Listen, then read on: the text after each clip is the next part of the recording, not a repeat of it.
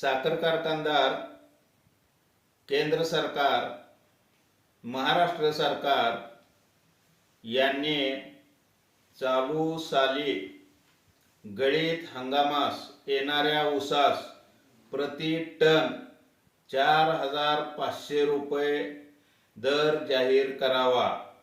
त्याचं कारण की शेतकऱ्यांना लागणाऱ्या सर्व वस्तू GST खाली असल्या कारणाने आणि त्या वस्तूंचे दर गगनाला भिडलेले असल्या कारणाने, त्याचबरोबर रासायनिक खताचे दर हे मटक्याच्या आकड्याप्रमाणे रोज बदलत आहेत।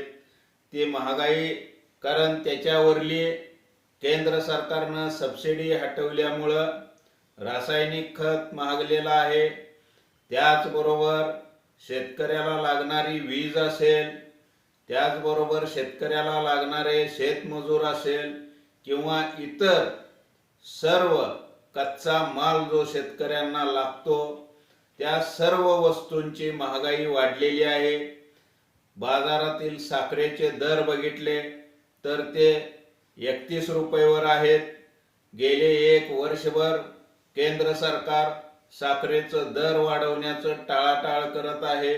ते तातडीनं साखरेचे दर 39 रुपयेवर न्यावेत।